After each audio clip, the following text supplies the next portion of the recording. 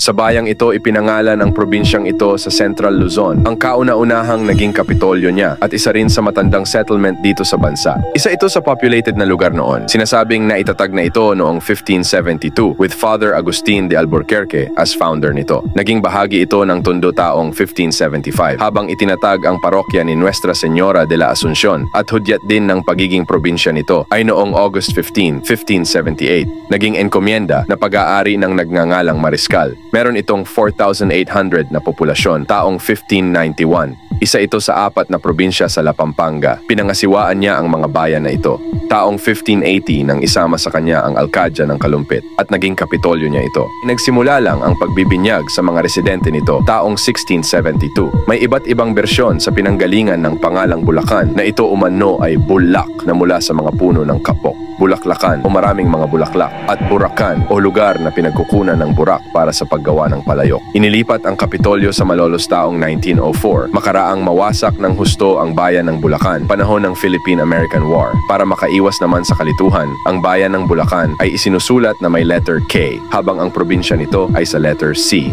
At sa kasalukuyan, ang bayan ng Bulacan ay meron ng 14 barangays.